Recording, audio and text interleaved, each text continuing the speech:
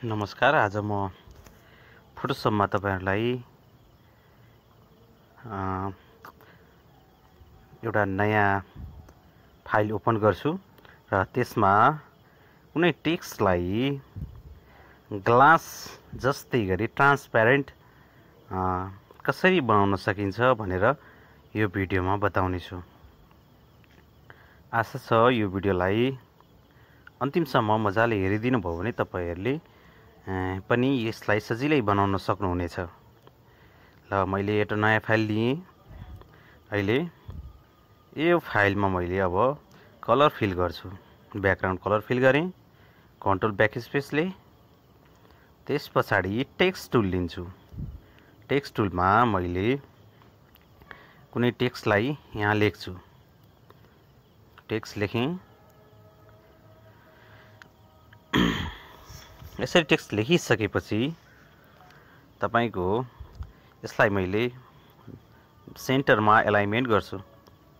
सेन्टरमा एलाइनमेन्ट गरिसकेपछि यो भन्दा पछाडीको प्रक्रियालाई टेक्स्ट लेखेको ठाउँमा अझै यसलाई एलाइनमेन्ट अलि मिलिरहेको छैन। अलि मजाले ठुलो बनाएर गर्छु। तपाईलाई कहाँ राम्रो लाग्छ त्यही राखेर एलाइनमेन्ट गर्नु होला। यति गरिसकेपछि यसको फ्रन्टलाई यसरी पनि यहाँ चेन्ज गर्न सकिन्छ। तपाईलाई कुन फ्रन्ट मन पर्छ त्यही फ्रन्ट चेन्ज गर्नुस्। मैले हाललाई यही राखेँ। त्यसपछि टेक्स्ट टुल लेखेको ठाउँमा है टेक्स्ट टुल लेखेको यो राइट साइडमा मैले लेयर ल्याएको छु। त्यो लेयर देख्न सक्नुहुन्छ।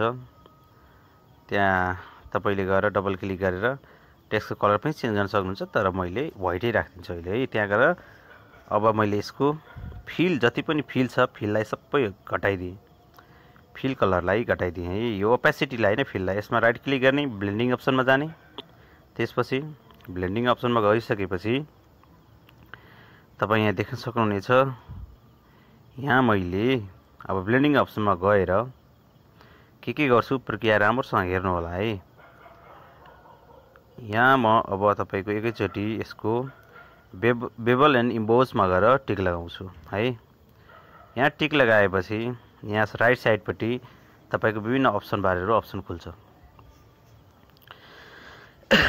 यसमा अब तपाईले के गर्नुपर्छ भने तपाईको इनर बेबल राख्नुहोस् है। सुरुमा इनर बेबल स्मुथ राख्नुहोस्।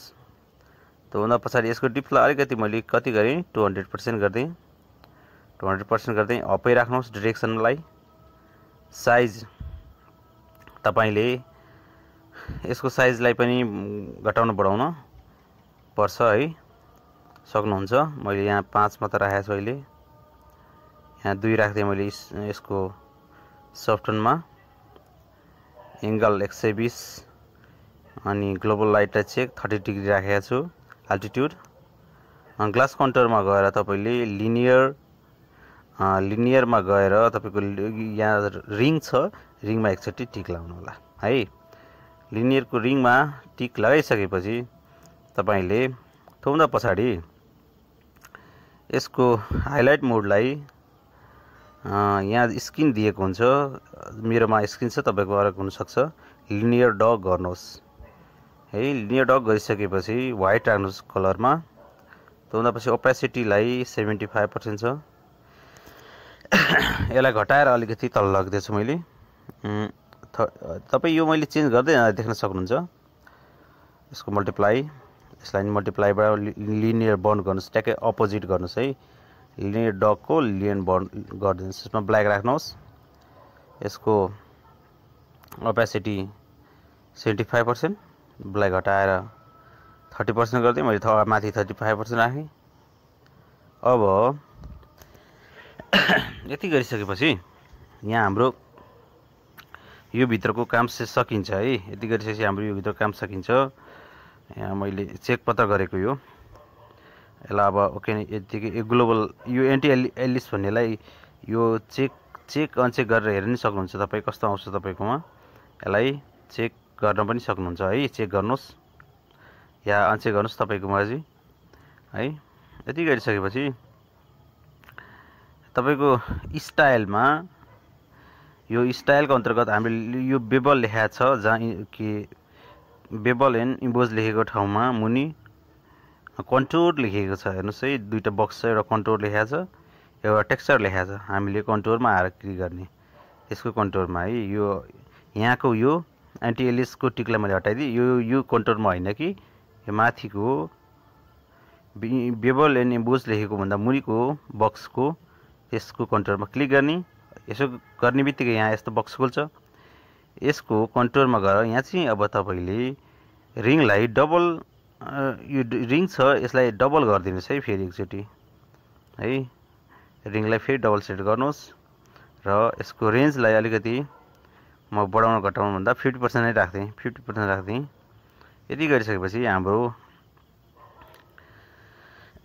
ग्लासको टेक्स्ट इफेक्ट यहाँ टेक्स्टमा इफेक्टहरू देख्न सकिन्छ अझै पनि हाम्रो टेक्स्टको इफेक्टमा यो इफेक्ट पूर्ण रूपमा क्लियर छैन त्यसको लागि मैले ड्रप स्याडो ओपन गरेर यसमा थोरै ड्रप स्याडोहरू दिने प्रयास गरेको छु ड्रप स्याडोमा चेक लगाएर ड्रप स्याडो दिएको छु ड्रप स्याडोको साइजहरू तपाईले यहाँ मजाले देख्न सक्नुहुनेछ ड्रप स्याडोहरू सबैलाई मैले 10 राखिदिएँ सबैलाई ओके गरेँ सबैलाई 10 राखेर ओके गरेँ यति गरिसकेपछि यो लेखेको टेक्स्टलाई मैले एकपल्ट जुम गर्छु हेर्नुस् यहाँ अलि इफेक्ट हाम्रो आयो अब यसलाई मैले कन्ट्रोल जे गरेर डुप्लिकेट गर्छु या राइट क्लिक गरेर डुप्लिकेट गर्छु डुप्लिकेट गर्ने बित्तिकै यहाँ दुईटा आउँदाखेरि तपाईँ देख्न सक्नुहुन्छ अगाडिको भन्दा अहिले अझै इफेक्टिभ देखिरहेछ अगाडिको भन्दा अगाडि अलि ब्लर थियो भने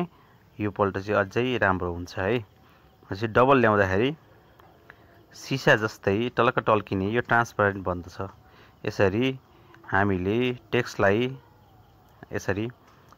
ट्रान्सपरेन्ट हिसाबले बनाउन सक्दछौँ मेरो च्यानललाई यतिखेरसम्म माया गरेर तपाईहरुले हेरिदिनु भयो आशा छ मेरो च्यानललाई लाइक सब्स्क्राइब अनि कमेन्ट गर्न नभुल्नु होला म आगामी दिनहरुमा पनि यस्तै खालका नयाँ भिडियोहरु लिएर उपस्थित हुनेछु धन्यवाद।